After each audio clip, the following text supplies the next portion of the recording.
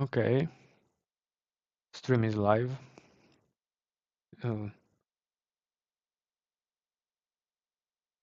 Chris, please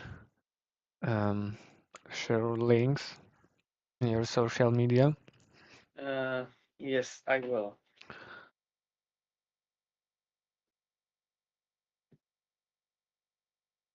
So while you're sharing, I'm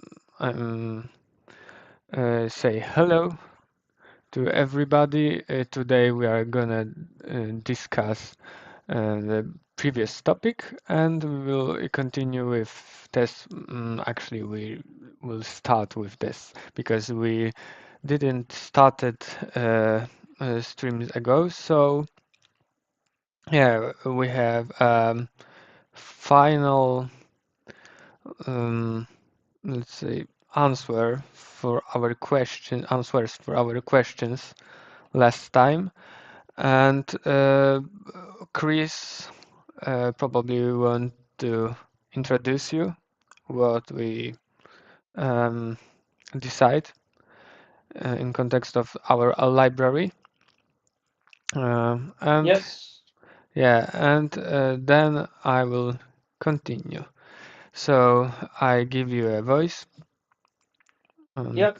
Uh, so I basically wanted to sum up my research and something that we have discussed with Shimon and with one more architect from our team. And yesterday, like we shared offline, what I came up with. So first of all, essentially, I would like to say that Shimon was right, and we will have multiple queues. But then I would also like to tell you about my research and what happened that I also came up with the same solution or what led me to this solution. So uh, starting with that, I imagined that we will have only one queue because I imagine the system being more event based than message based. And the first limitation of having a single queue on the exchange is that the single queue message limit is 50,000 messages. And that essentially means that uh, there might be that if someone would like to scale their system beyond that, that would be a bottleneck for them. And also a single queue is being run on a single thread. So this solution is actually not scalable, and also talking about scaling the queues themselves. So the queues are, as I read, scaled because I read only briefly on that, are scaled on streams, and I believe that they can also be scaled on partitioning basis or something like that. Maybe I'm wrong in that because I didn't really dig into this. But having one queue would mean that we are basically not scalable. Uh, so the second thing that I did, so basically what I'm saying is that the solution with a single queue would not be viable, and also uh, the second thing that I researched is actually a scenario from RabbitMQ documentation that is saying about, imagine that a service might be uh, a queue for a service might be a post box, or imagine it as being post box. So I imagine that all services each can have their own queue. Then that would be actually okay, but this has downsides. And one of the downsides is that our orchestrator would need to be aware of every service that is in the entire system to be able to navigate to the correct queue with certain messages types. And from architecture point of view, we don't really want to make Orchestrator know what, or well, be working like that basically, Mm-hmm. because it's not Orchestrator's responsibility to be aware of the other applications in the whole system or of different services. The only thing that Orchestrator is responsible for is sending the messages to the queues, and that's it, and orchestrating the transactions. But this is his services responsibility, and the awareness of about different services would only like cause more complexity in the JSON files itself and in the code itself. So this is something that we don't really want to do. Uh, and then we come up with the last solution. So with multiple queues, and with multiple queues, we mean, or I mean that there is a single queue for a single message type. And why I had doubts for this solution, and I still do a bit, but I believe that I found solution for my doubts, which I didn't find for the two previous solutions. So I didn't find like solutions for the single queue, or I didn't find solution for having a queue for each service. Having multiple queues, the doubts that I had, one was that what if some service connects to certain queue, so to certain message type, and will take away the message that is actually uh, intended to go for another service. And this is again, this is actually the same problem that we had discussed when we were speaking about a single queue, because we need to make certain rules in order in the team, or in the people that, or for the people that will implement this library. Uh,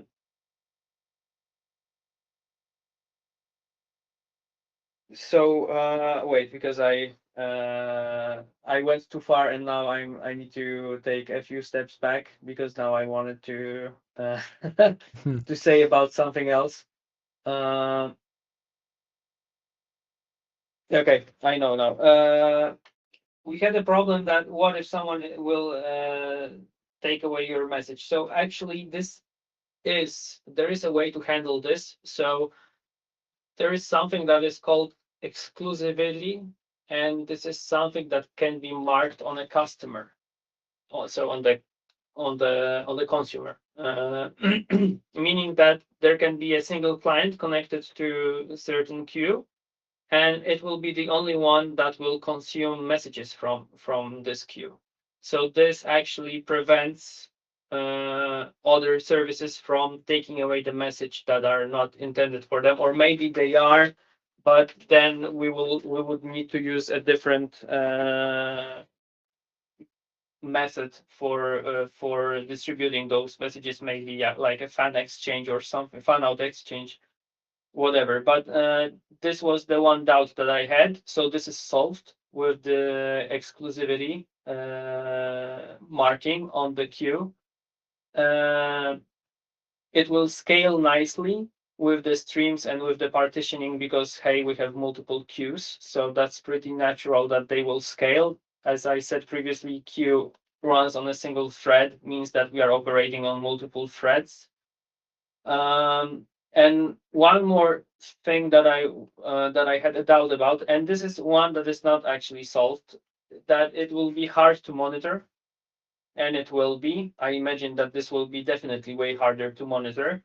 But I also had a doubt about DLX, so something that we talked about on the previous stream, so about dead lettering.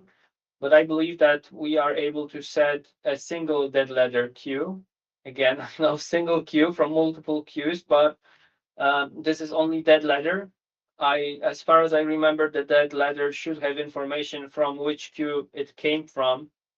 So we will be able to have a single listener, a background service, something like Orchestrator, that will be only responsible for retrying the messages, or for basically keeping our exchange as a whole clean. So that is actually the last thing that I wanted to say.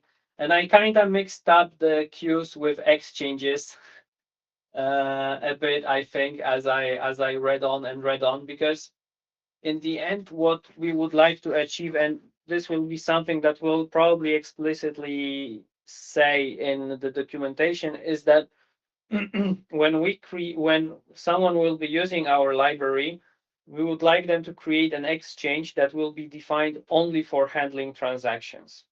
So if someone would like to use the library and they want to have transactions or certain operations being transactions in their system, they should run through the exchange that is defined only for that.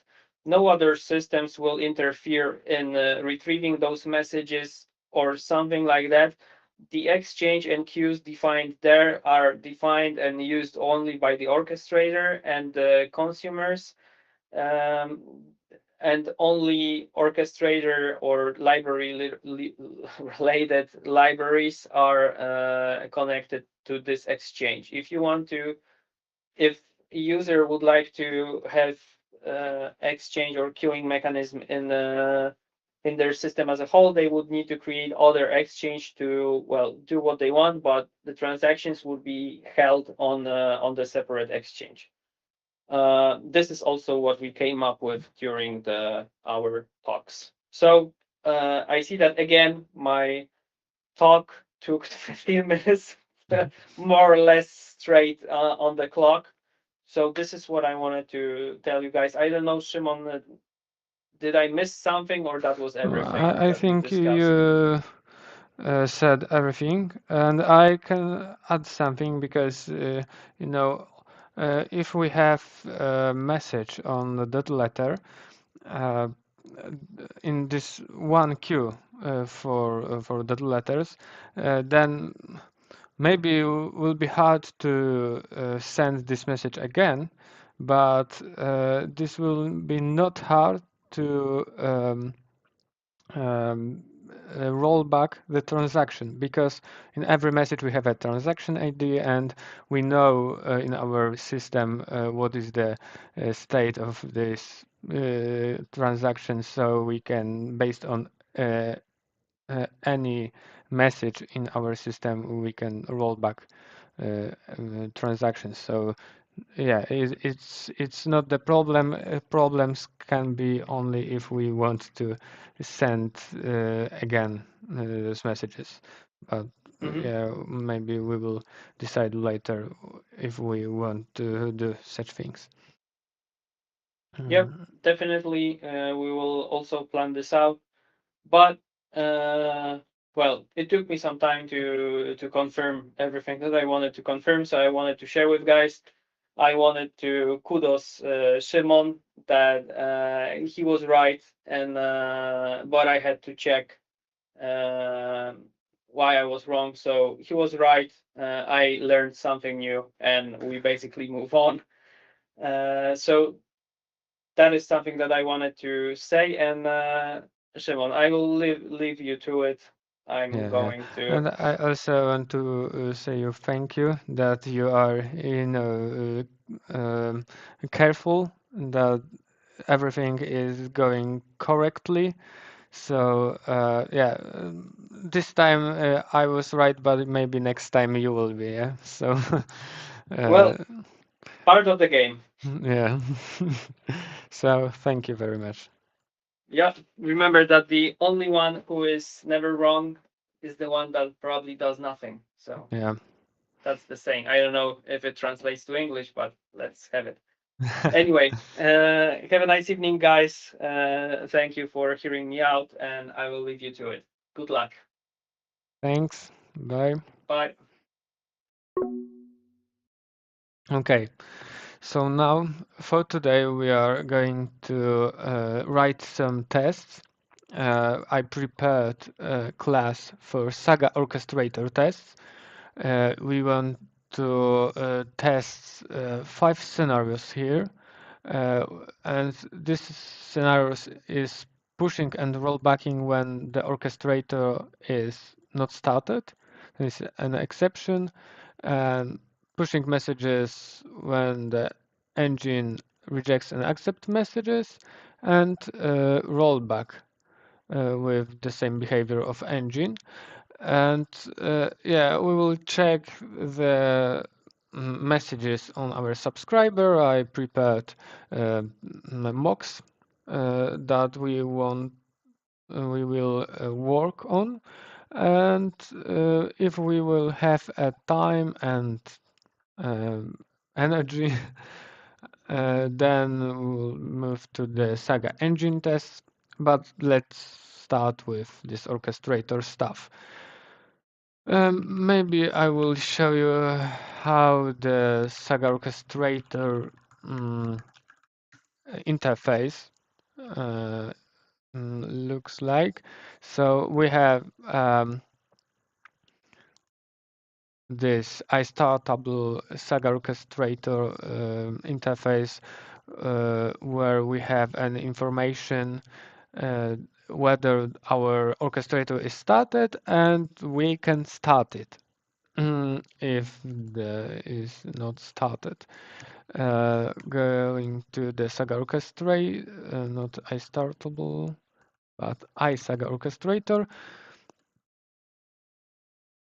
Wrong, uh, wrong shortcut. Okay, so we have here two methods, push and rollback. And in a previous stream, we decided to have two methods because previously we had only one, uh, this push. And in the push method, we checked if the event name is the event name referred to our error event name. But now we know that we want to roll back using the pl plugins for the orchestrators that are aimed to specific queues. So queues like RabbitMQ will monitor dead letters queues, and if something will be appeared in such queue, then our plugin will invoke rollback method on our Saga orchestrator. And yeah, so today we want to check those two three methods. Maybe we can also check this start, and if we have is started set.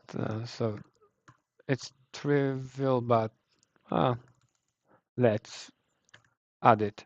So is start, and um, and if we want to start, then is start property is set property. Okay, so let's start with this. This will be probably void and start orchestrator.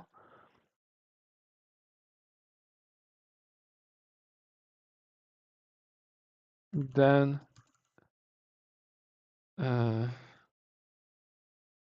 start. Then is start property should be true. Set to true. Okay, so this is the easy one. Let's start with start and subscriber and assert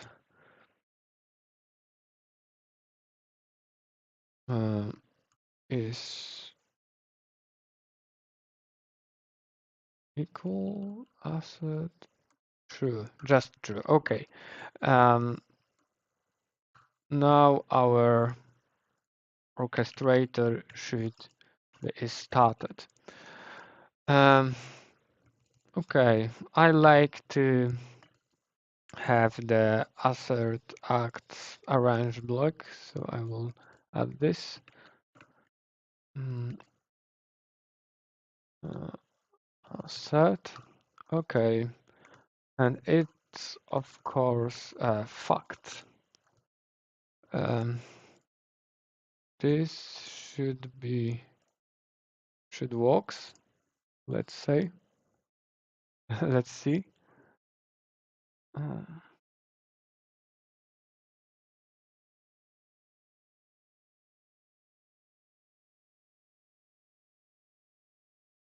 mhm. Okay, it passed. What a surprise. Okay, that was the easy one. Let's see the next one, the next scenario. Push and rollback, not started orchestrator exception. So yeah, I will maybe um, if orchestrator is not started, then exception should be thrown. Whoa, whoa, whoa. Okay. So right now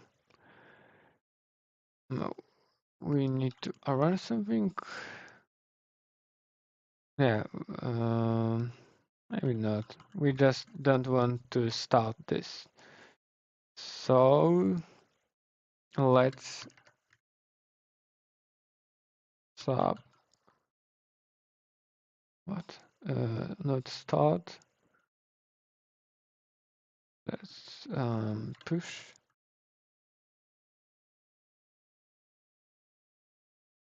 um, something. Test the input message new and this is not important. New and no. Okay. This push is probably, yes, this return task. So let's, no task, but, oh my God, await, let's await this async task.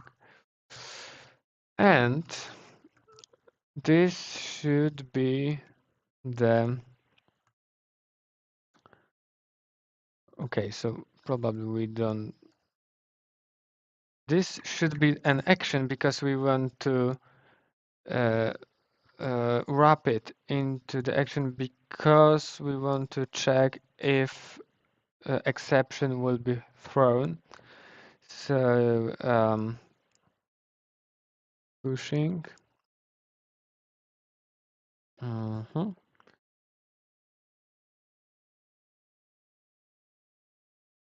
Okay, and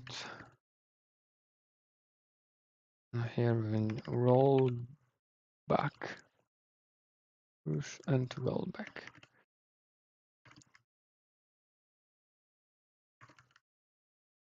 Roll back, and here transaction ID. Okay.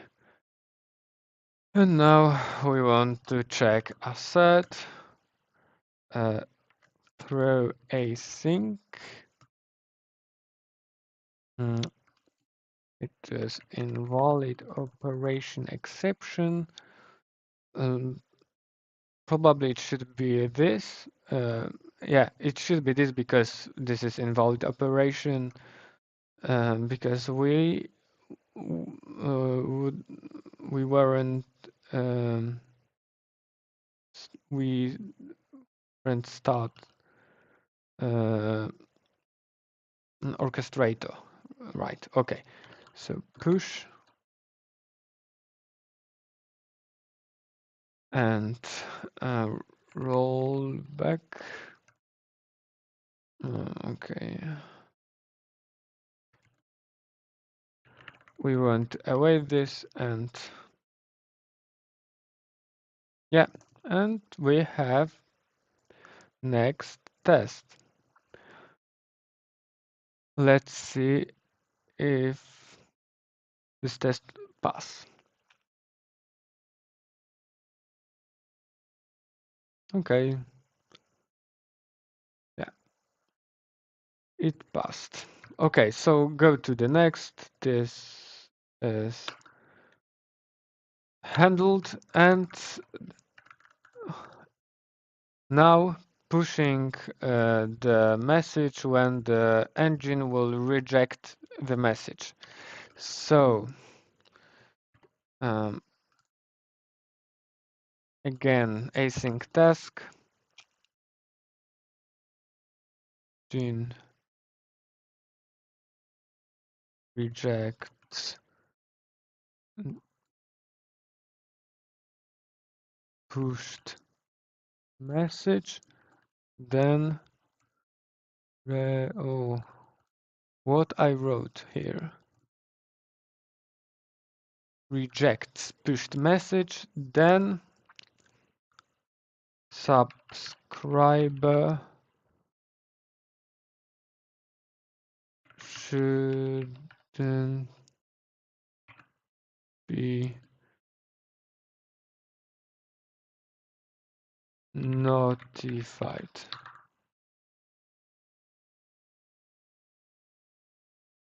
Okay, so now we want to start.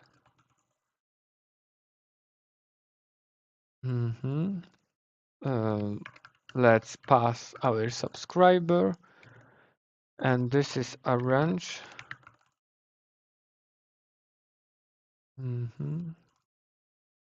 This is act sort. What is next? We want to act. Okay, but we want to also mock our engine to return null from the method push, probably, or process. Yeah, process, and yeah, we input. Let's start. Let's create this valid message. Input message, and I can be read only, and this will be valid message, and this will have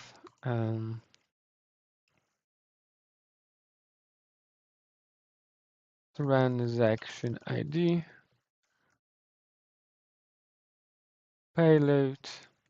So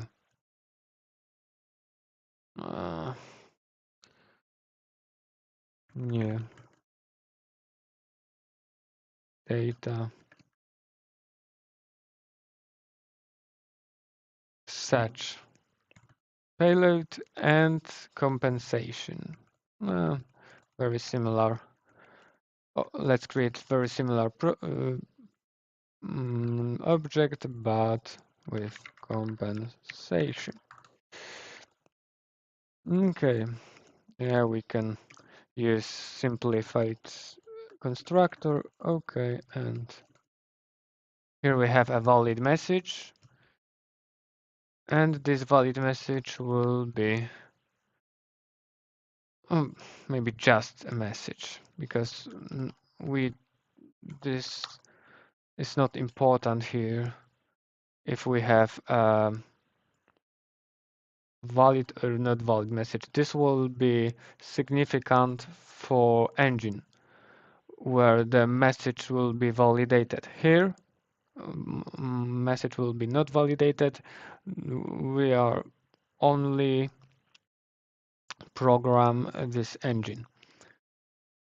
Okay, so if the engine receive this message,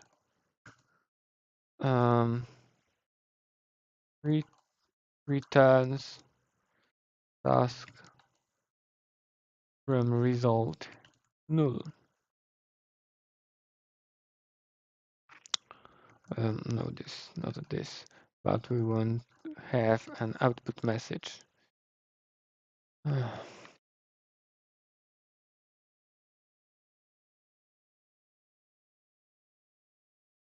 And we also want to have engine input. Wrong input, not input message, but engine input, right. Uh,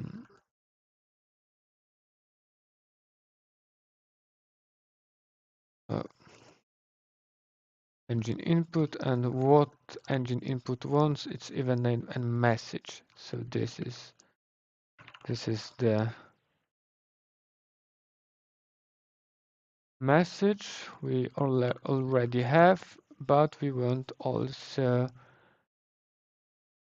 event name. This is not important anymore. And event name, I mean, I thought it's working, but not. So yeah, event name. And now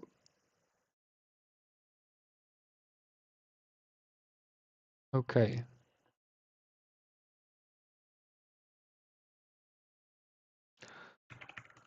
We still need input message, of course. Input message.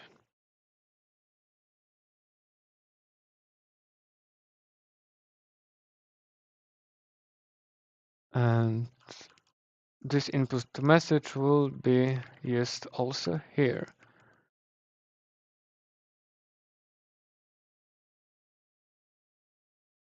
And it's wrong.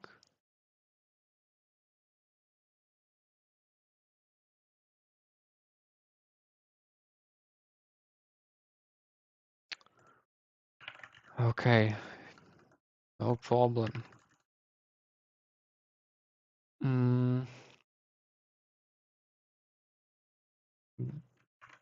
And not engine, but input message. And here for engine input, we will have engine output. So engine output.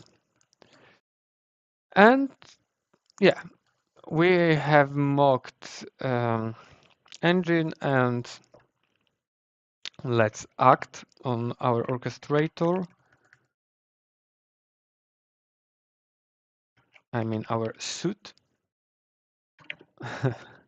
And this will be the method push. Let's push our input message. Await this. And also we need to push event name. Okay, here.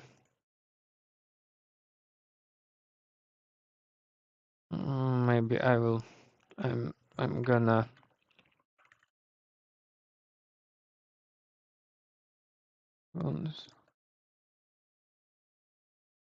create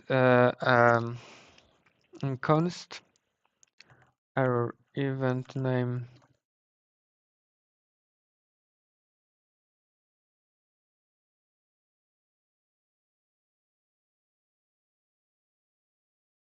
Of course, it should be string, and here I use this error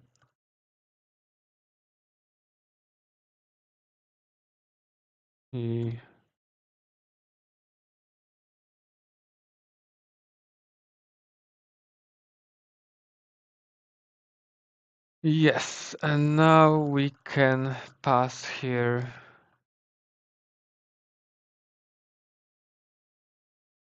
this, right? Engine input. And what we want to assert is the subscriber. Subscriber should not have been notified. So subscriber on message receive didn't receive, and on message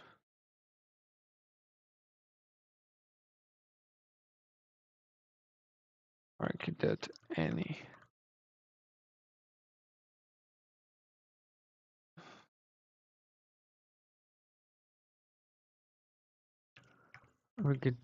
Any for any event name. Subscriber shouldn't receive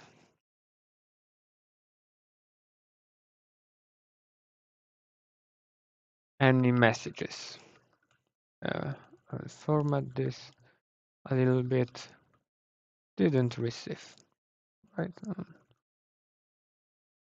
Maybe like that. Okay.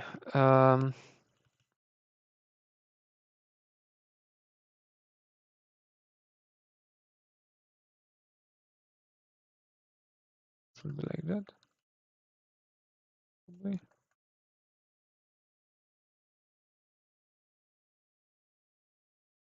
Okay. Let me check how to use receive. Maybe we have this in not here. Here. Yeah. Um,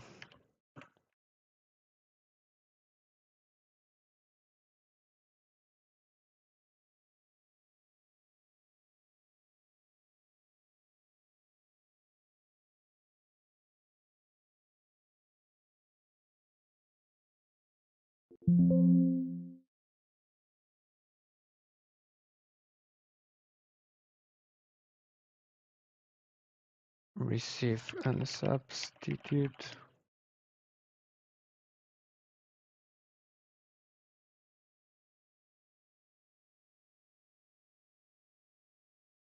Okay. Yeah. So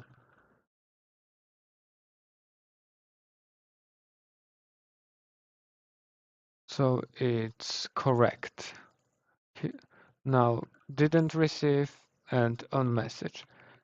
And yeah, we can discard it probably.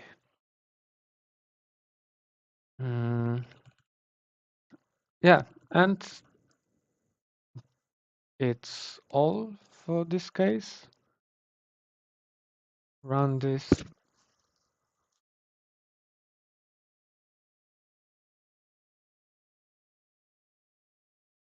As you can see, it's pretty straightforward to test this code.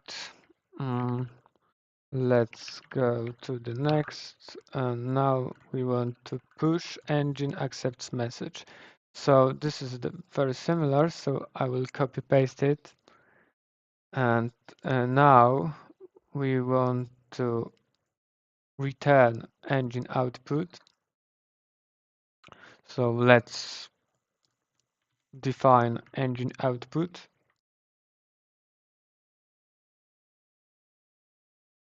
Engine output.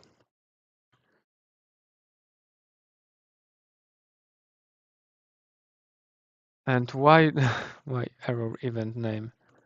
It's ridiculous. No error event name, just event name or input event name. Yes. And we want to also create output event name.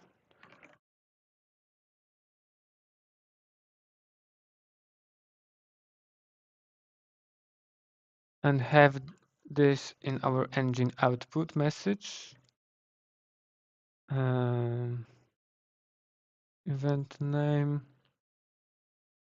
else and output message.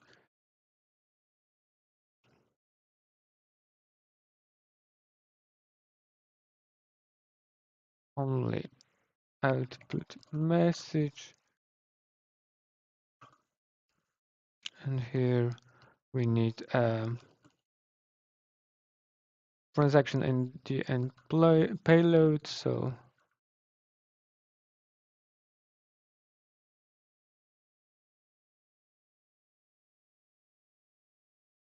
okay, let's keep this.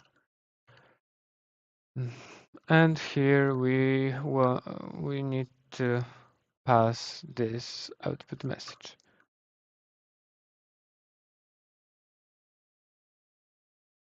Okay, let's go to here. Of course, we want to also change this name. Engine rejects.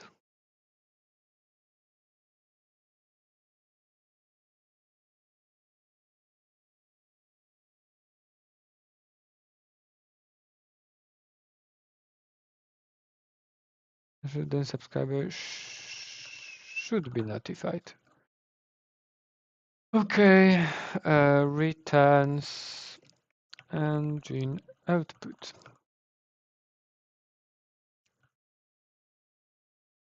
And it should receive.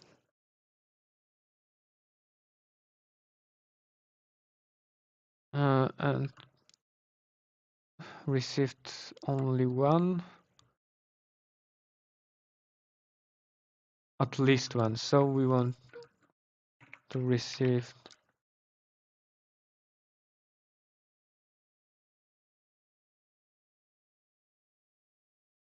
okay, so received and one. Yeah. On message output message. Output engine. No, output message. Oh, of course, and here.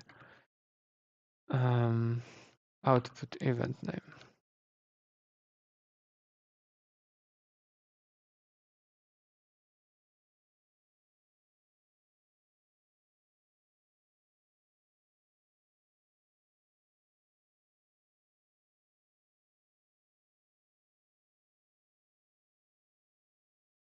Okay, now I will create const string transaction ID. Yeah, can be this. And let's change this to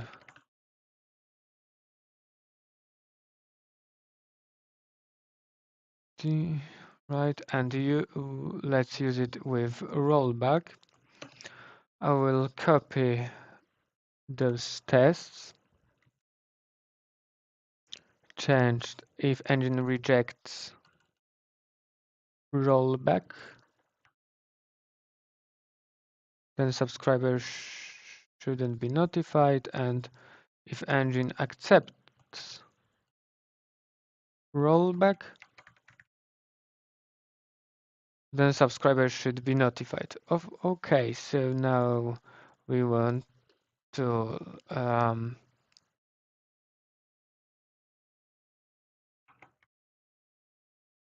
not rollback, but engine. Oh, I really don't like this. What was the message? Compensate. Okay. So now we want to compensate. Here we want to compensate and transaction ID returns empty. And this should be task.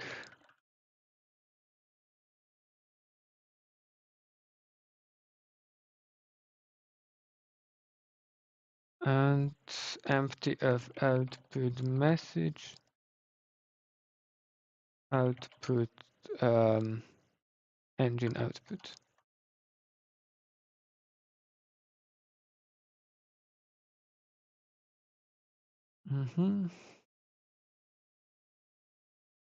Or not. Task enumerable.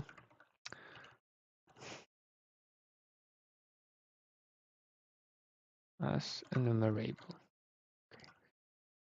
Now everything is okay. Format this a little bit. Returns this, this, this.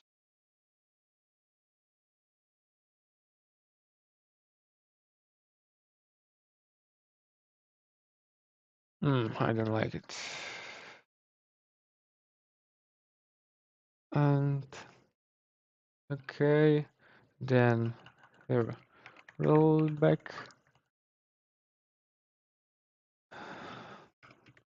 output event name and assert didn't receive a message anything. And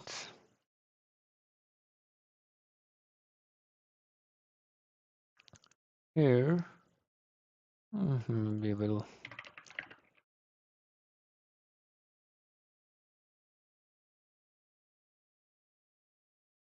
here this output will be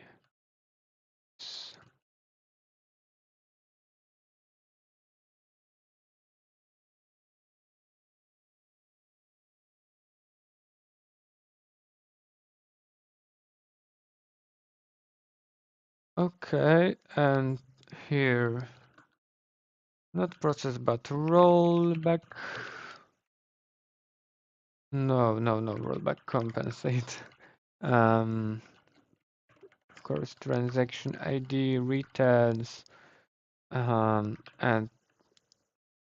let's enumerable dot not range, but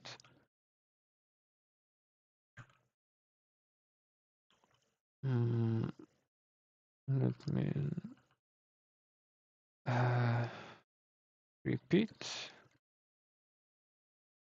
Yes, repeat engine input. Let's say output count.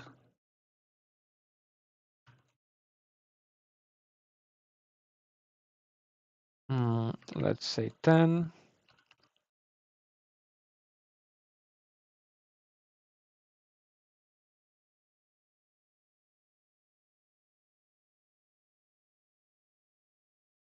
Not string, of course, int. Okay. Let's roll back.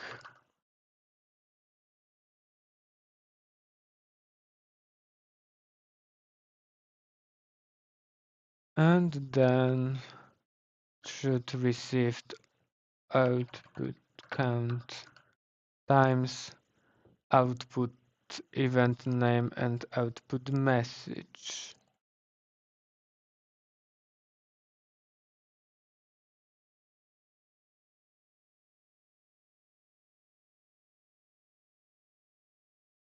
Yeah, because engine, yeah. So, yes.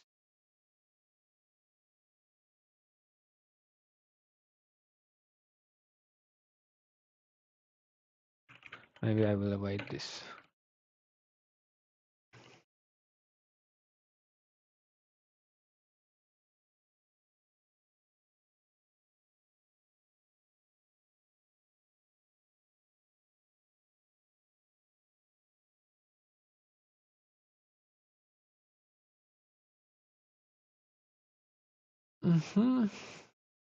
Okay, so let's run all tests. All the tests.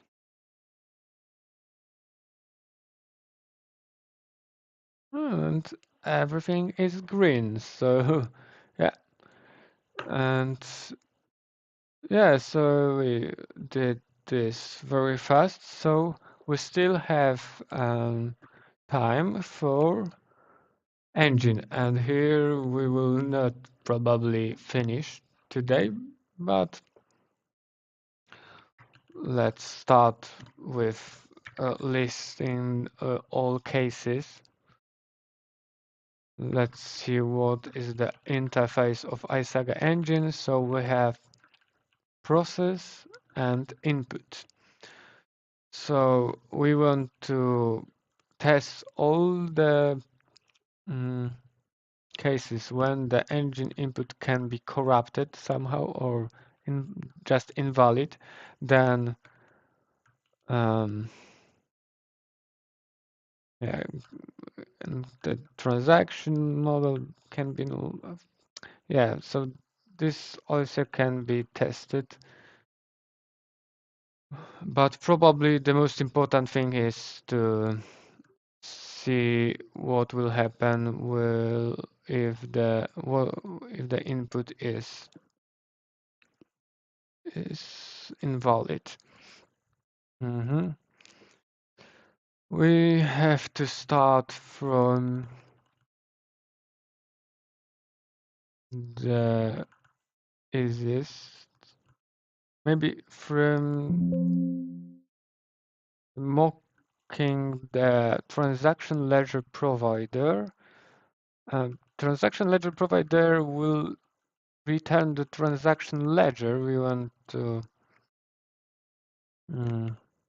return transaction ledger. So let's create an instance here, ledger, but not accessor, just transaction ledger.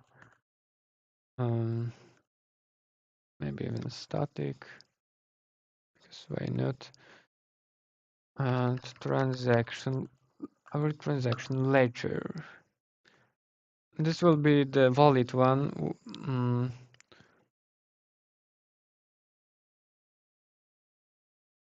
Let me see something. Yeah, transaction ledger should be not null, right? Yes.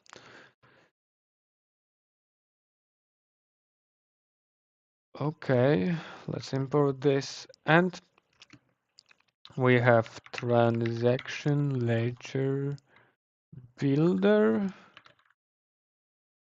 I hope so. We still have this one.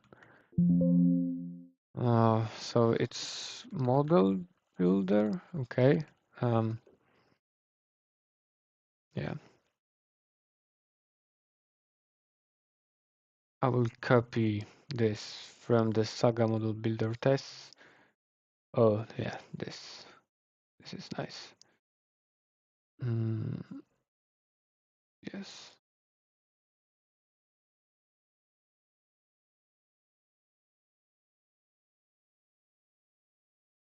But maybe here. And we need to define transaction count.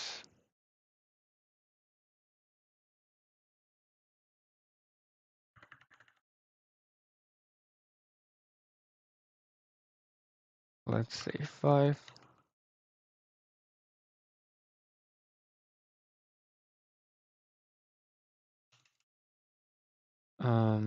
Builder.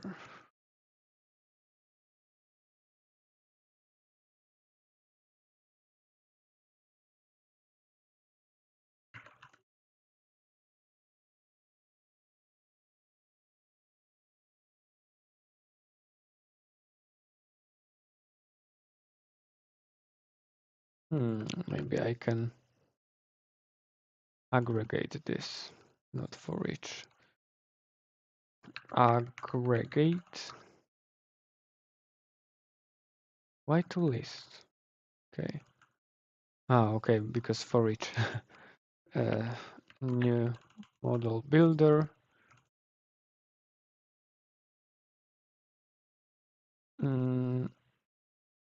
And here the next is accumulator and our next transaction index, let's say. Maybe not ACC, just builder.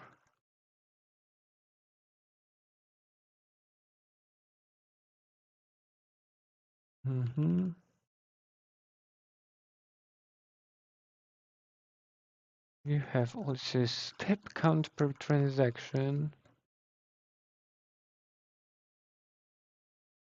Let's say also 5. And yeah, we can also here use aggregate instead of this.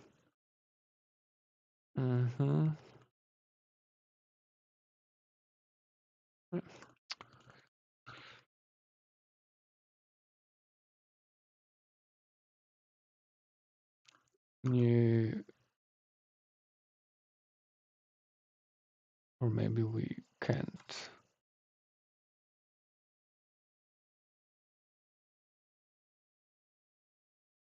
Oh, okay, model builder.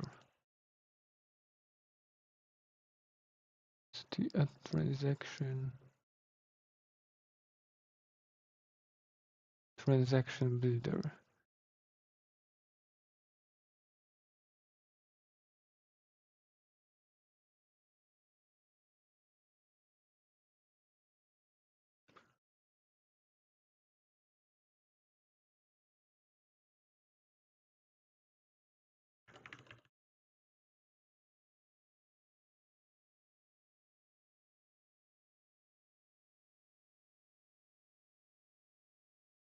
Transaction step index and transaction builder add step. Okay, from prefix and source number. Okay, let's copy it from Saga model builder tests. Yep, this. And let's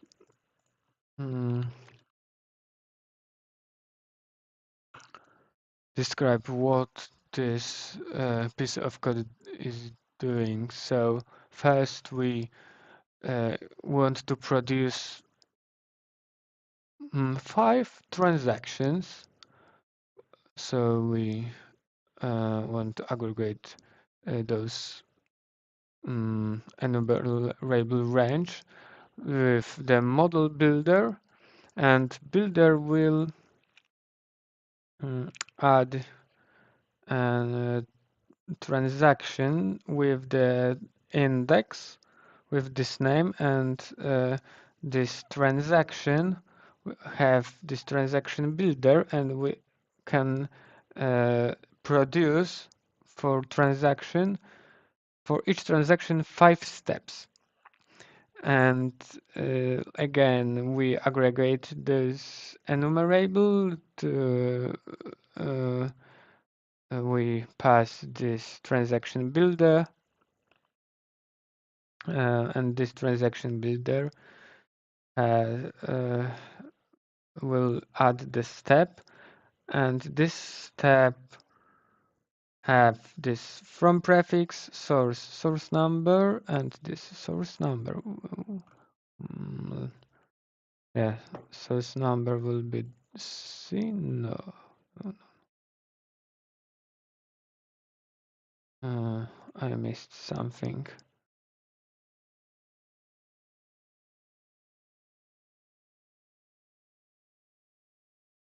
Source number. Okay.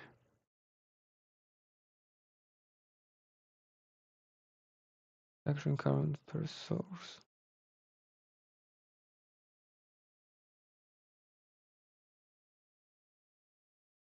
Okay, because yeah, it's we also have multiple sources, but here it's not important at all. We have only one source because our transaction ledger is already merged from multiple sources to one transaction ledger. And yes, so we have from prefix to prefix and compensation prefix, we have three queues. And discard. No, no, no, no, no, no, no, no. And we want to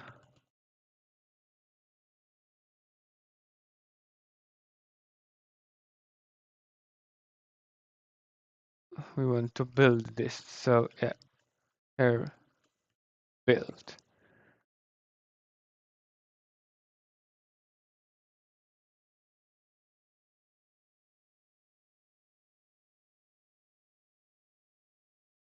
Okay.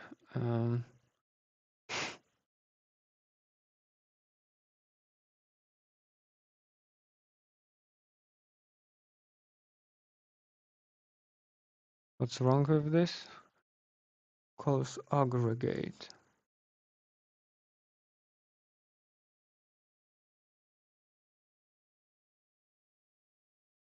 Okay, so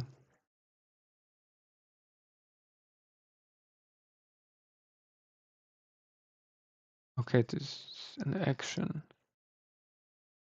So probably I should here use the tool list, right? Because it's a little bit different.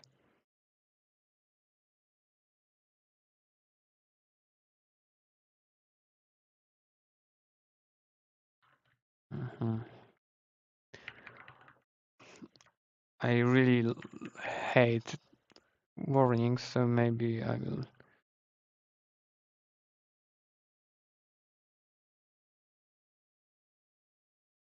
do something like that.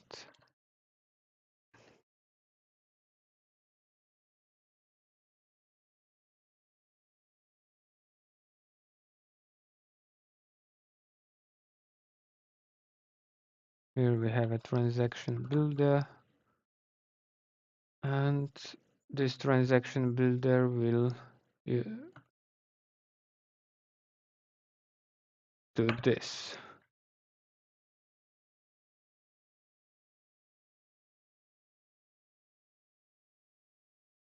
Too much, too much, too much. Only at the step.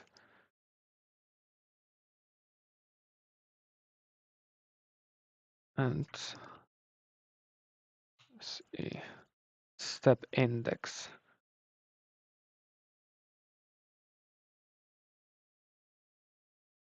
Yeah, it's because it's static. Okay, now it's okay. Okay, so we have our transaction ledger that we want to operate, and let's go to let's start with some steps. Start with the test that will check if the Saga engine have what will happen if we pass the input that have an event name different than in transaction ledger.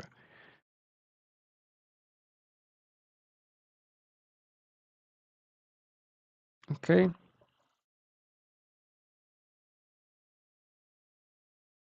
So if input module input has invalid event name, then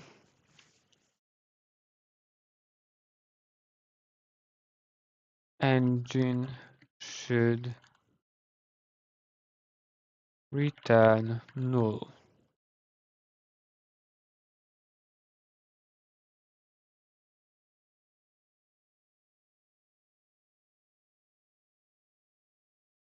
Push input. If push input with invalid event name, then engine should return null. Okay, so what we need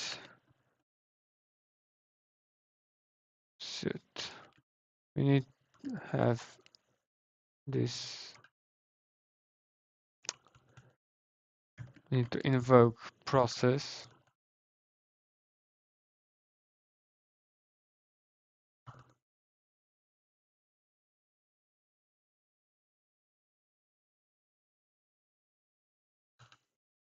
and what we want to pass its engine input. Let's copy this infos from here. This will be much easier.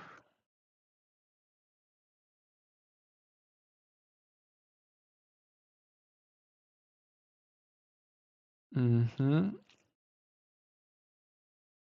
here we care probably, oh, maybe not,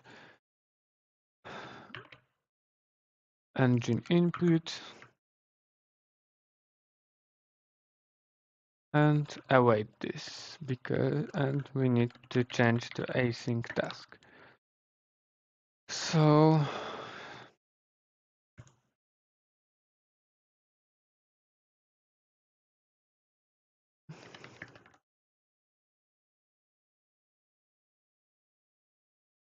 and this should be null.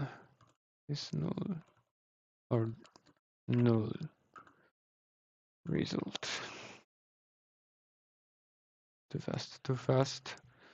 But we need to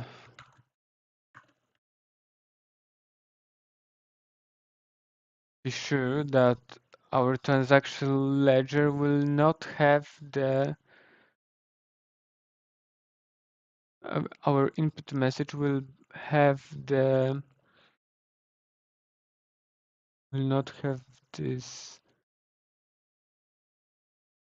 input event name.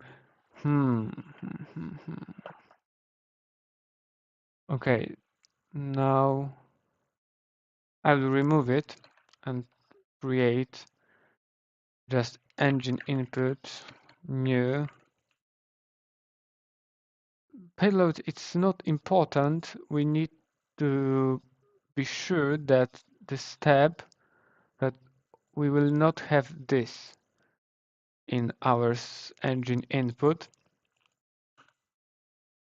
So I will pass invalid event name and input message new transaction ID can be null. The object payload can be new and null.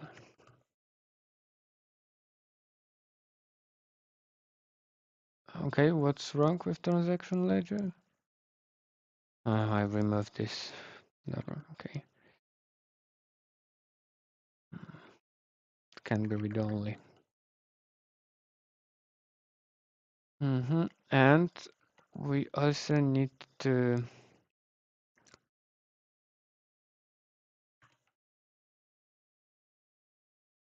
transaction ledger transactions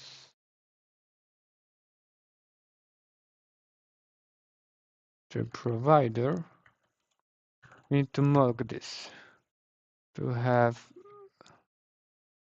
returns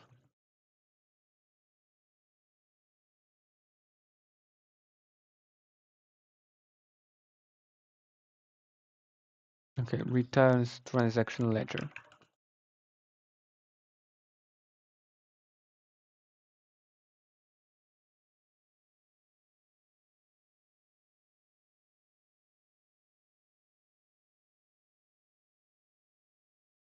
Okay, yeah.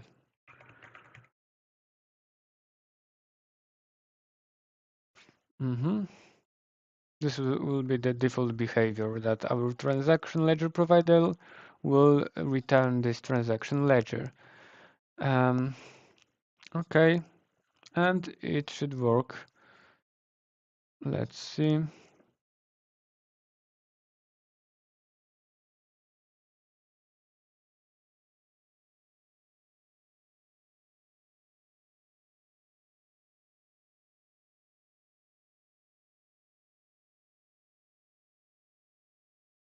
Oh, okay, something went wrong. Let's see what happened. Mm-hmm. Okay. Get transaction. Line 29. This transaction ledger is null. Or input event name. No, input event name is set. So what's wrong?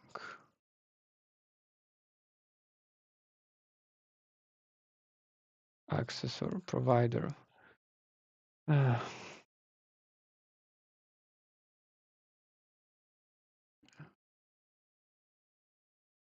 this returns transaction ledger.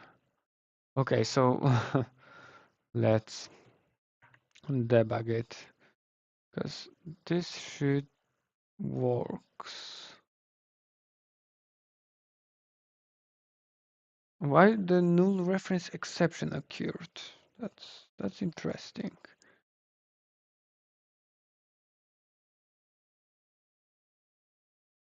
Not run, but debug.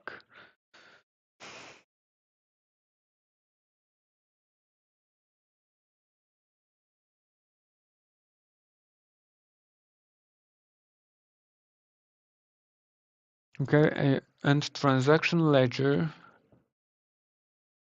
is null or not? It's null.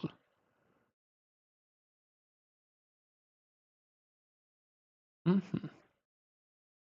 Interesting. Why is it null?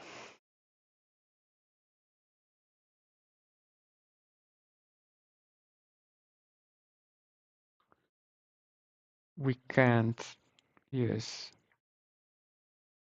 properties? Maybe. Uh, Let me check.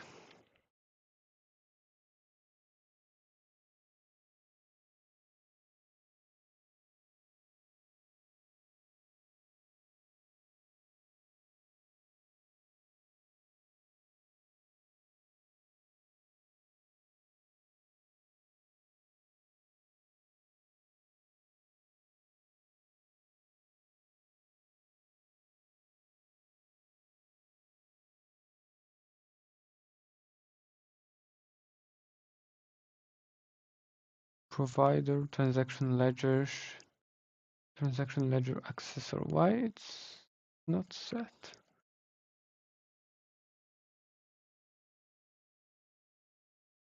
Start once again.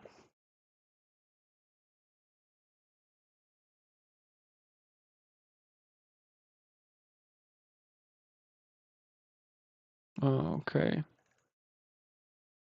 Ah, right. I'm dumb. Of course, transaction ledger were not created yet, so it can't be null. Yeah,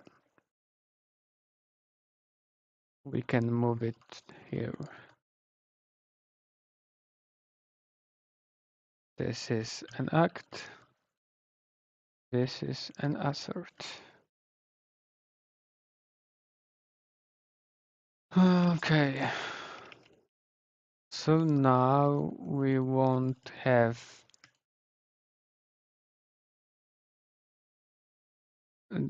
a valid event name.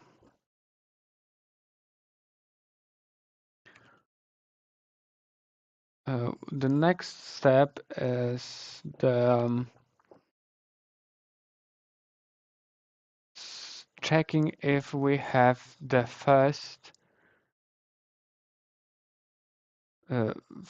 step of the transaction. So let's start with first. And if it's first, then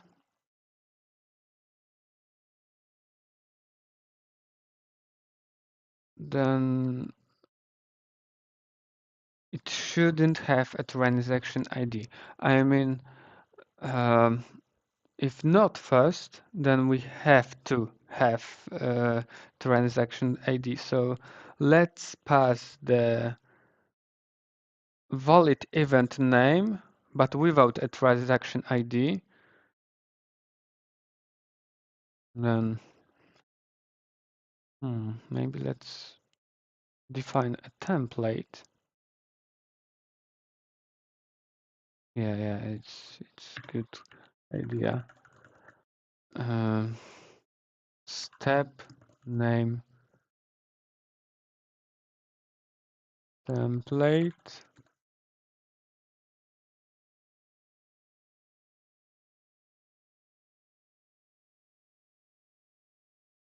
This will be something like this. Not without this. Prefix, transaction, and step.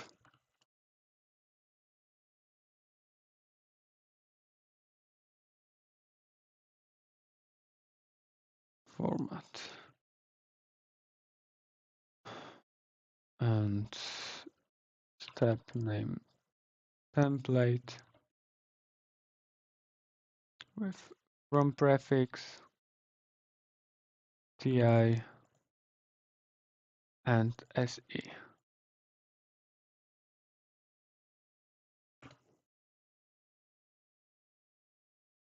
And here we want to prefix and compensation prefix. Yeah. Oh,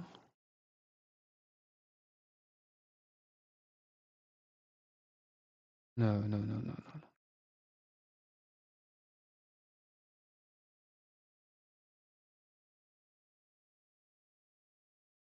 Okay, I see there is a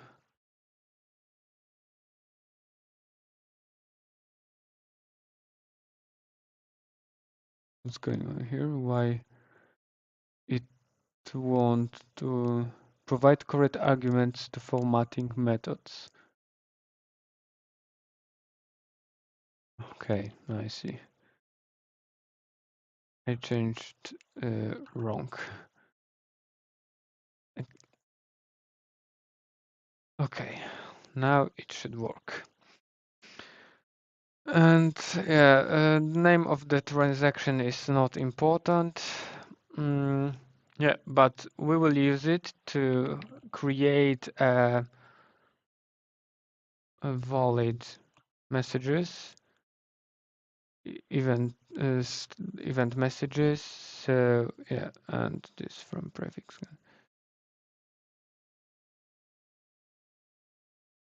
Private. Oh, okay.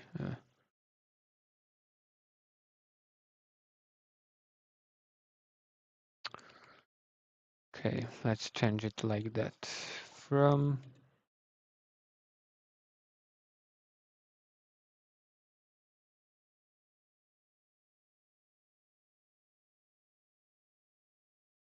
where is? Oh my God.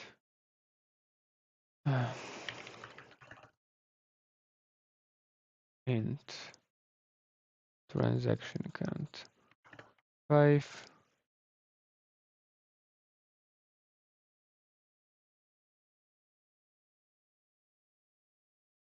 Okay, that's weird, but okay.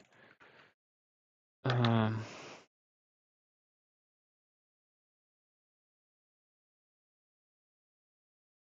fix naming, fix naming.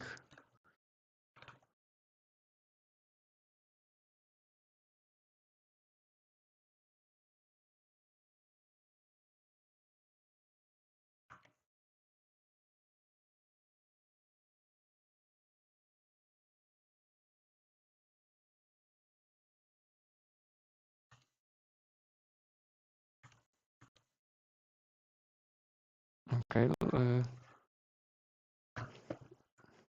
never mind.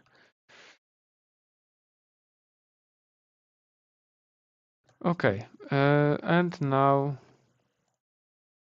we are ready So if message is okay, I don't care. If message is not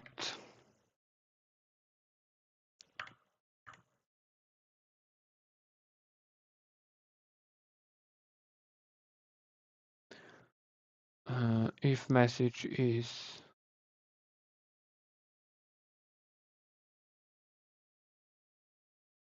not first and doesn't have an transaction ID, maybe without this, then engine should re return null. Right. Okay, very similar, but we want um, output message.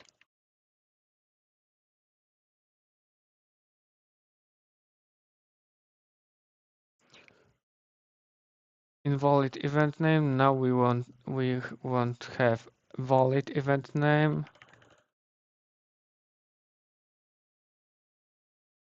And let's create one, and from prefix, yes, and argument, this will be the last one, maybe t.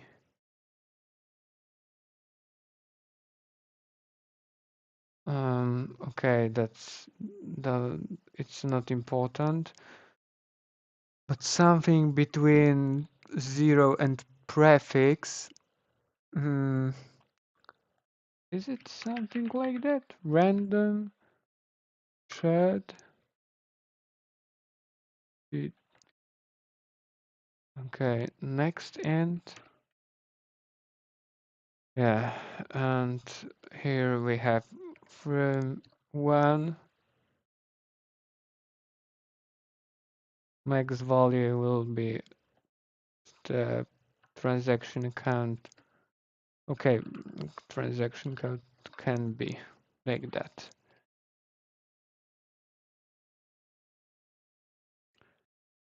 But the next one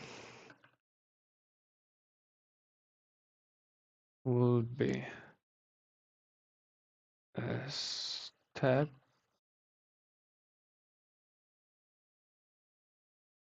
counts per transaction, and it should be -1, but from 1.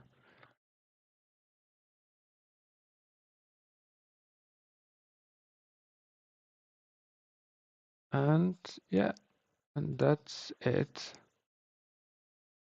There's no target type new.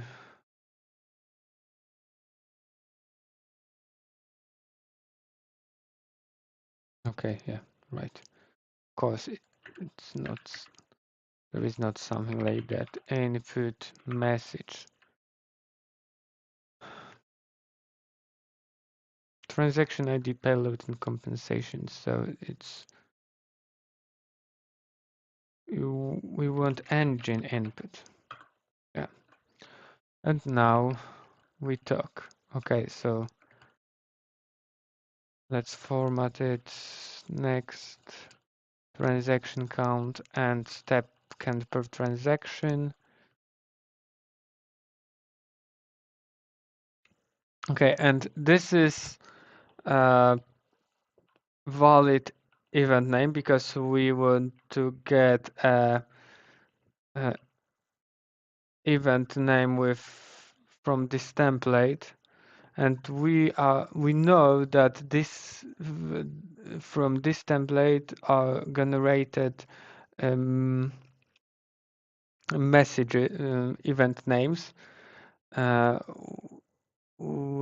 we have arguments for prefix and transaction index and step index, and we know what is the count of those collection of transactions and steps. So we can choose that we want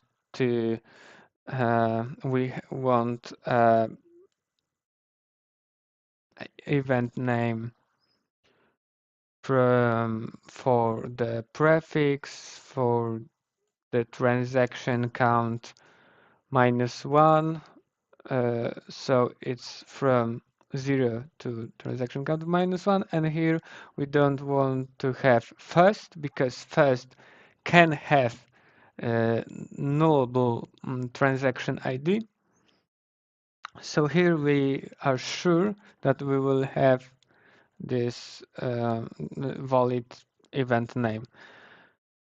But the content of the message is not important, because we want to have a null result.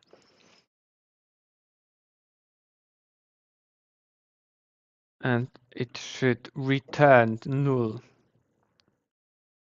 and not throw the exception. So let's start it.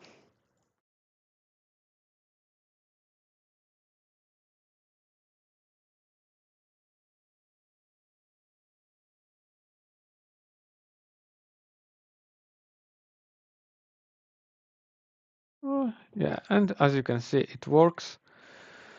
So next, this time we want what we want to have.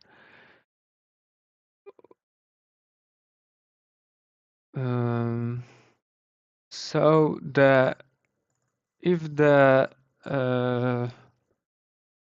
maybe let's test the case when the transaction is not set.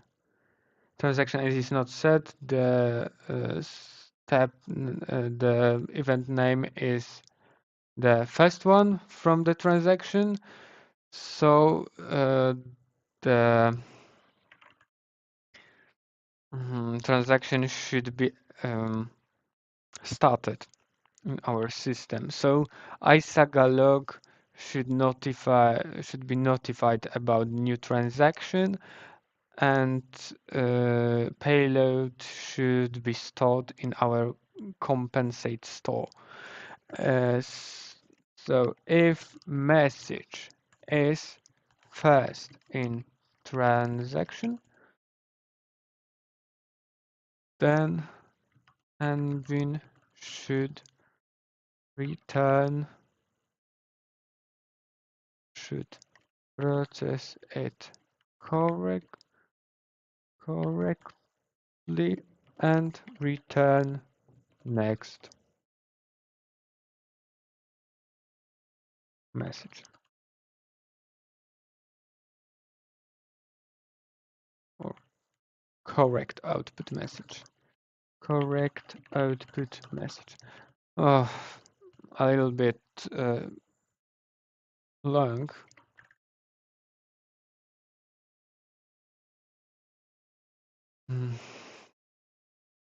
Again, arrange. So here no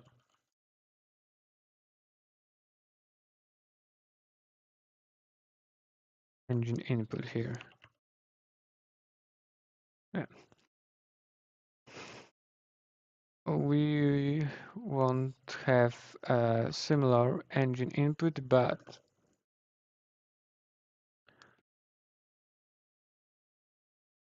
var and input message will be new input message with transaction ID. Let's create one. Good. Oh no, we don't need a transaction ID because it's null. payload. Yeah, we won't have any payload. So let's um,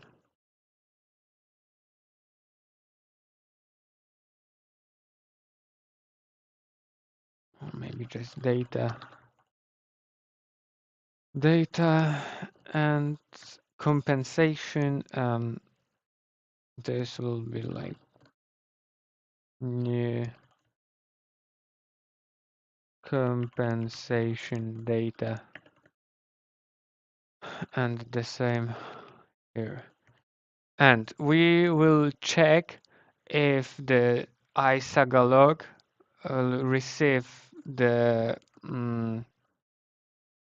iSaga storage will receive the compensation data, and if the subscriber will if this output, the result will be this data, will be with this data.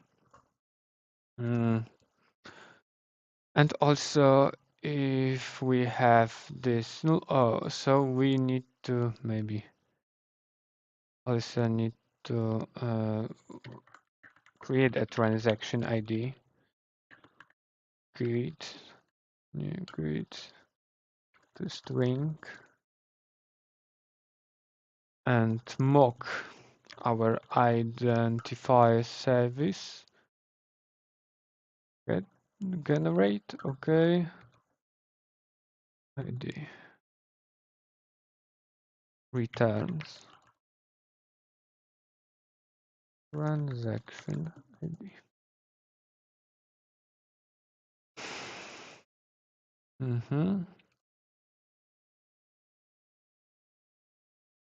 Okay. And now let's format this. Now we finished arrange probably. Let's invoke suit process, and we want to engine input.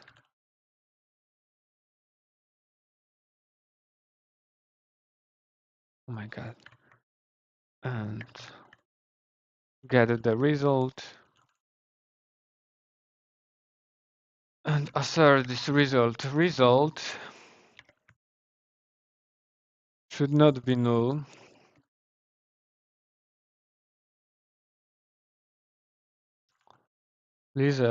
Result should have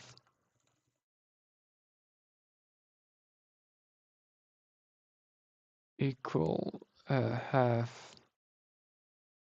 the same input message.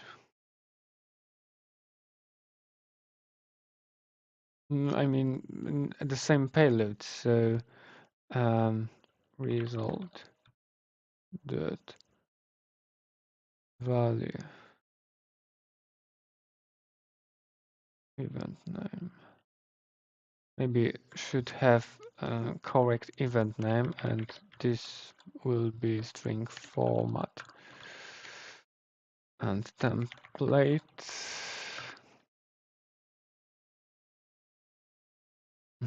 And to prefix, because it will be the output. And transaction, and this will be okay. Need to check what transaction will be.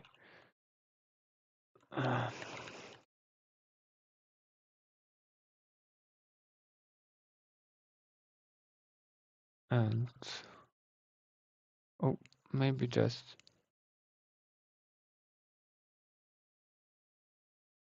transaction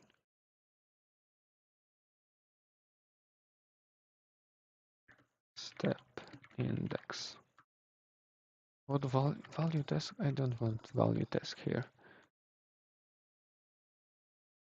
And here transaction index and step index. Right.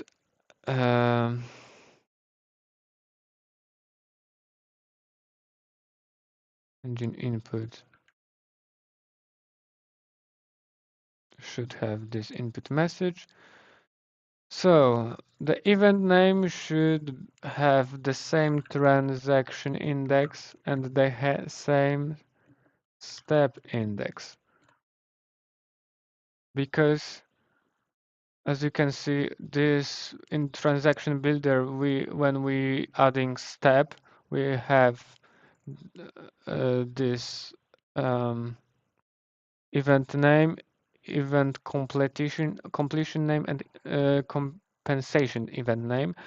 So completion event name should be in the output, and the difference is also only this prefix. So why this should be this prefix to prefix. What next? Set equal. Next will be the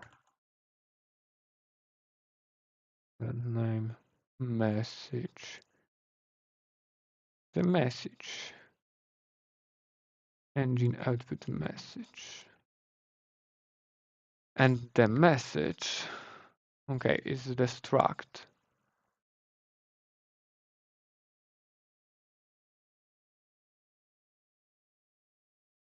Event name shouldn't be here. Okay, something is wrong. Let me fix this. Okay, so we know that. Okay, yeah, it should be here. Okay, wait, it's event name here. Okay, yeah, okay, no, yes, okay, everything is okay. So message, and message has the transaction ID and payload. So transaction. This message the record, so we can use also record new, and transaction ID should be transaction ID, and payload should be input message dot payload, right? And also we need to check the compensation store if the compensation message was persisted. So received one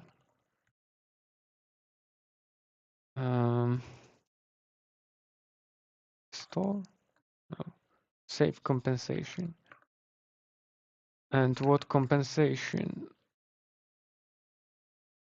What is the compensation? Is the struct that has transaction ID, event name, and content.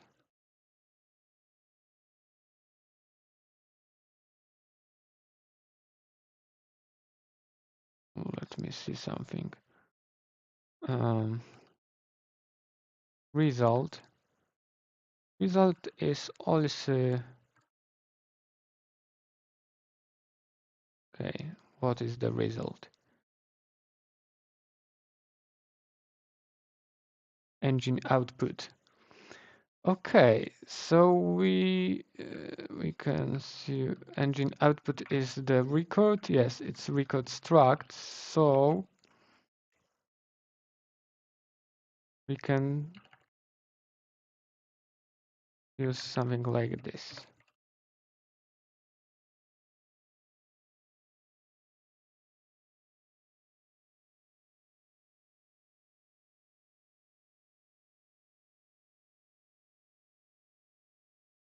And everything is fine. Yeah.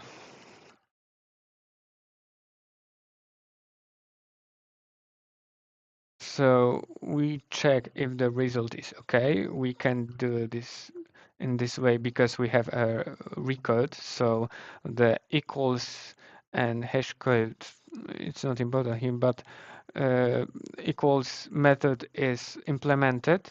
So it will be checked. and it should be the same. And save compensation has the compensation, and I'm not sure how it will be.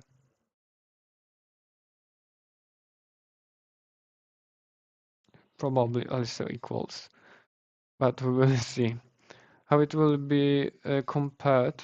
uh, Transaction ID. Okay, so what will be the transaction ID? We have this transaction ID. Transaction ID.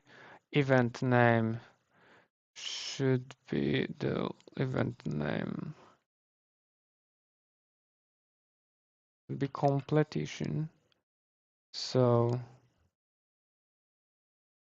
stepname template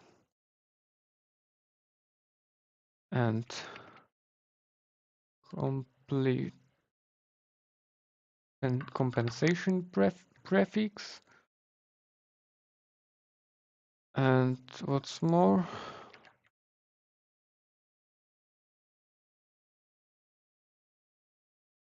And content. All right. So content should be input message dot compensation. Wait.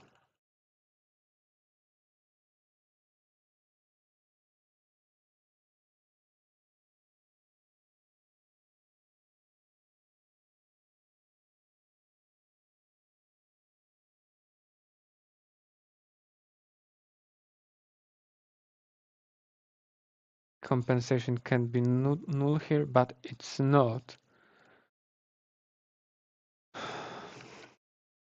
So please, it's set.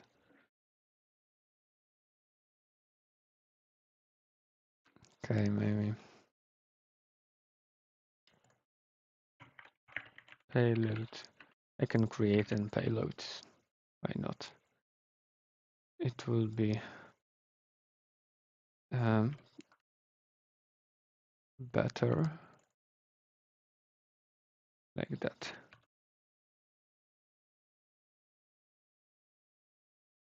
Payload and compensation.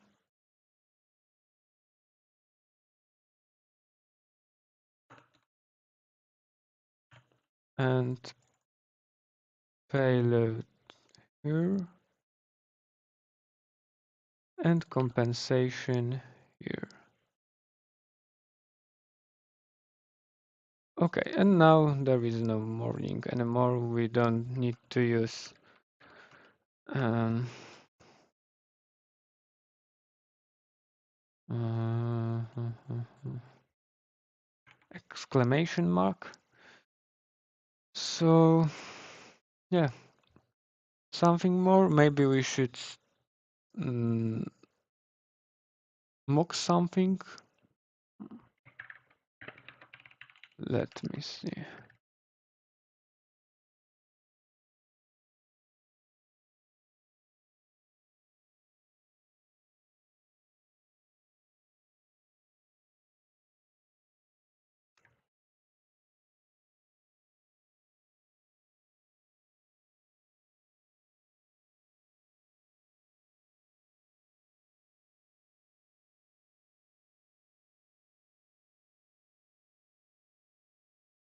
Create so. Okay, so yeah, I think it's all. I will check. So in the identifier is set state. Oh, okay. Yeah, Saga should be notified that transaction. Right. So we can check this also.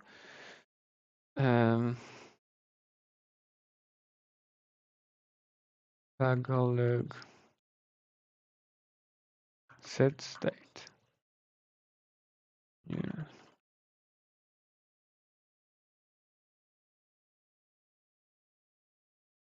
just this. What's here? Ah, okay, like that. Okay, no problem.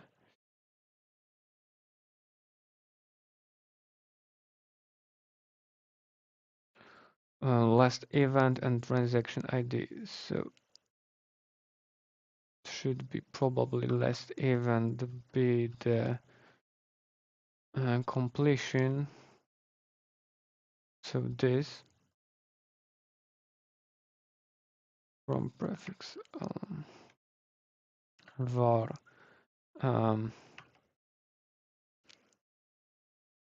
event name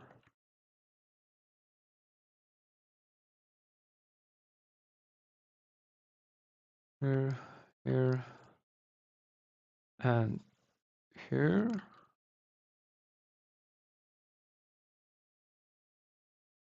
and transaction ID should be a transaction ID.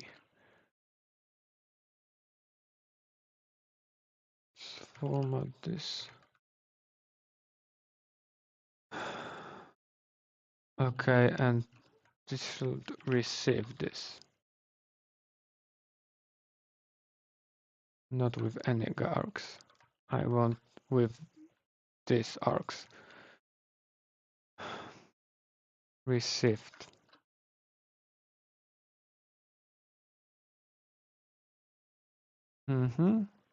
Okay, and run this.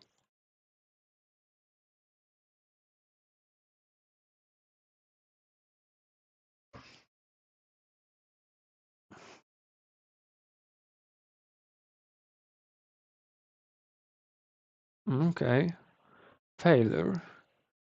So something went wrong. This is a failure, so result was null.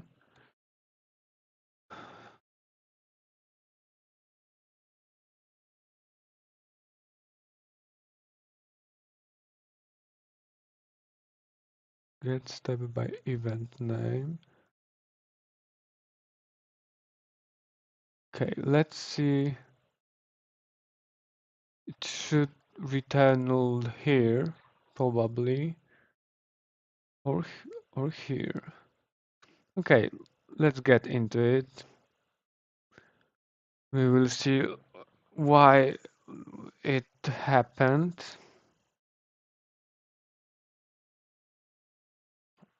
Okay, step record order free.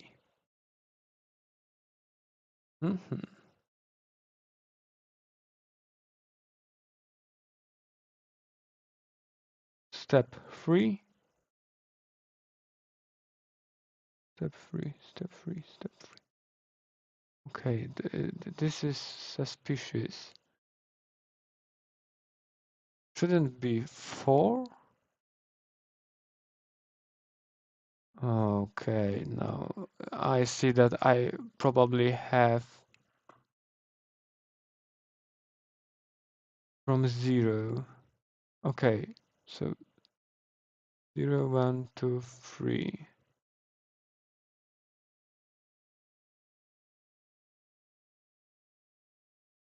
Okay, that's okay. Okay, so my but that was okay. It was not suspicious.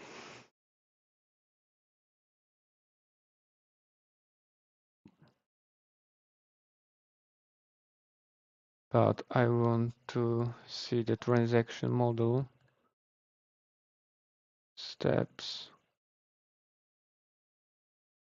Okay, that's a little bit weird, but okay. Yeah, and step 0, step 1, step 2, step 3, step 3, and step 4. Okay, so everything is good. Order free.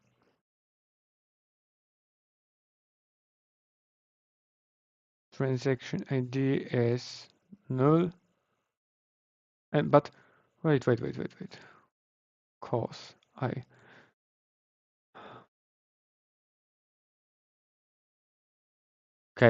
copied this, and it's of course it's wrong. Step index should be 0. And now we're talking. Okay. Yeah. It should be the first. Uh, Now it should be okay.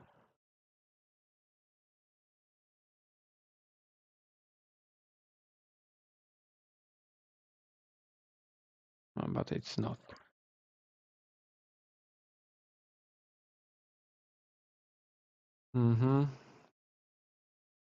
Okay, so let's see what Saga log received then. Let's go to the process.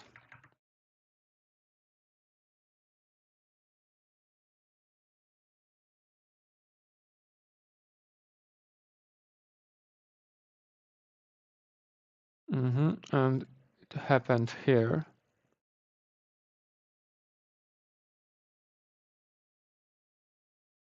Event name. Okay. Okay, but maybe I have an idea.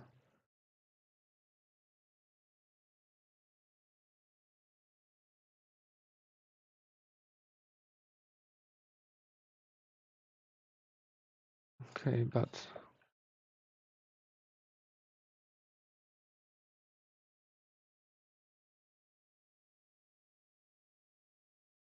it should be probably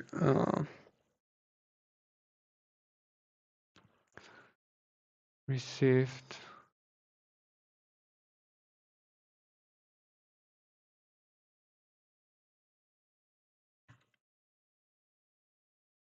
Is it extension? Not.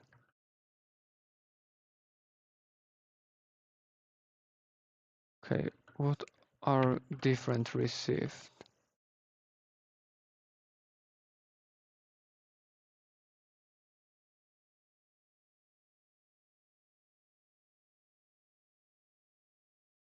Calls, probably.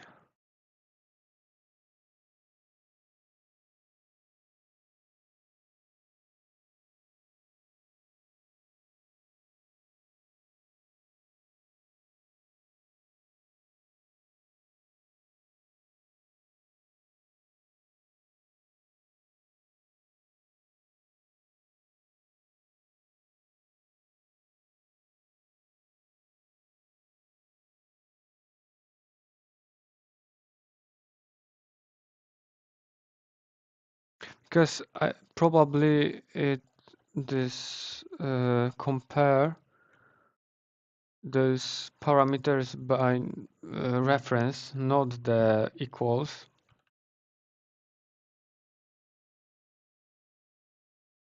Received returns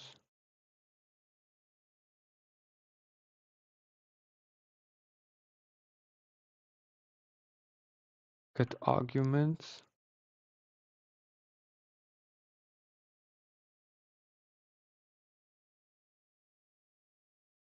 first equals with this.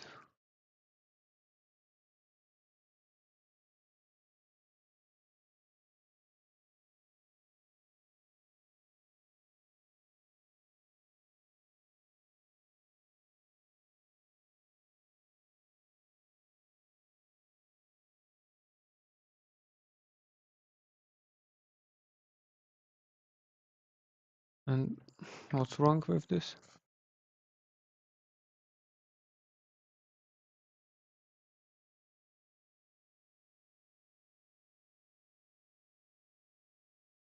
Okay. Um,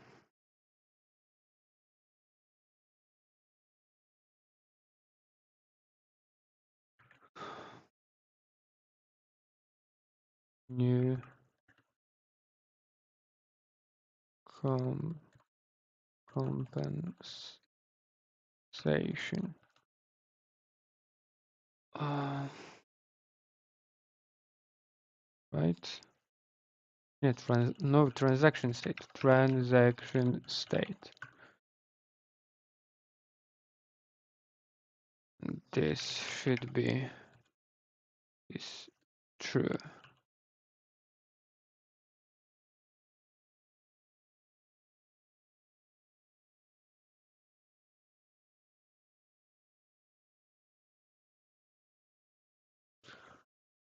So it should have a single call this on this Saga log, and call should have this transaction state argument, and call also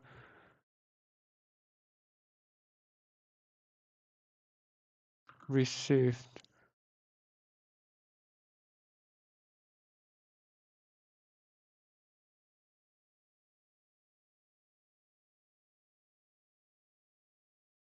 Mhm.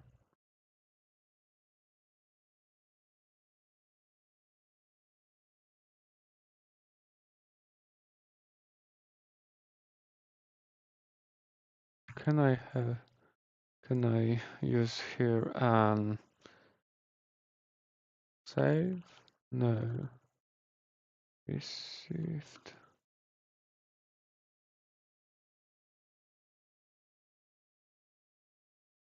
one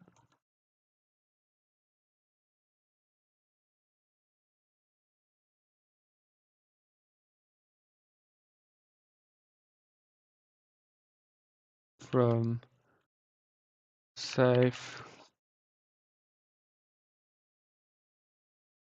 Okay, I don't know. Okay, so I'll next time I will check how I can uh, check if the arguments, if the correct values were passed in different way, but right now I will check in simpler way. Saga log receive one set state received for any args. Oh my god. With any args, and here this transaction state arg any.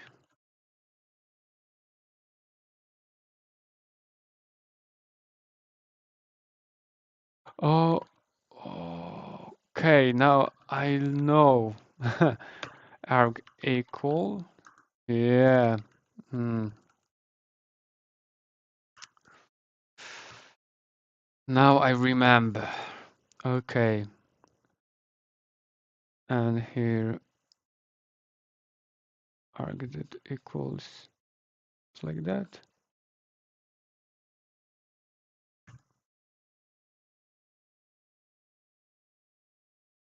Yes. Okay. Predicate. Okay, so the transaction state is the s dot equals, and it was new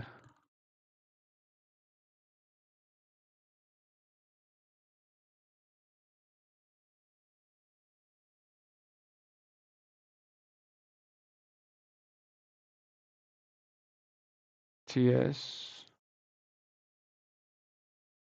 and payload. What was here? Of course, this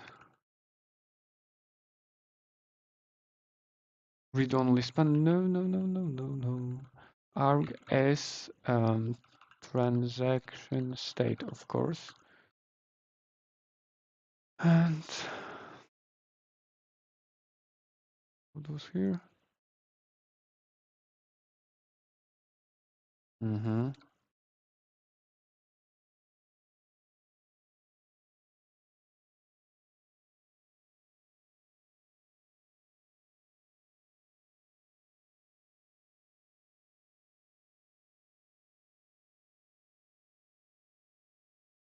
Wrong. Yeah, I know. Event name. Last event. And the last event will be event name. And now I hope this will work.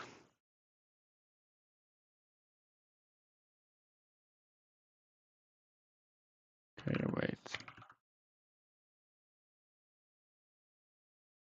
That's tape.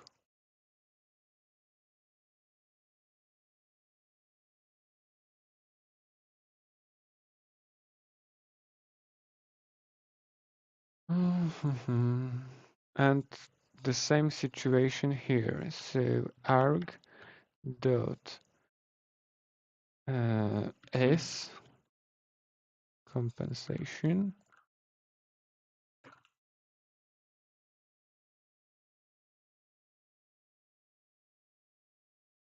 No.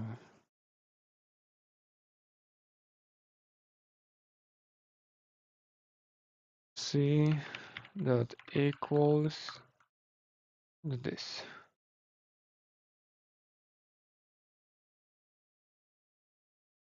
Do I have enough? Yes, enough. Okay, and now I hope this will work. If not, I will show you a solution in the next. Yes, it works. So as you can see, we managed to do 3 tests for Saga engine test with invalid event name, with the um, invalid first message. I mean, which is as a invalid input, and with valid input when the message is first step of the transaction. Yeah, and yeah, so I'm glad I managed.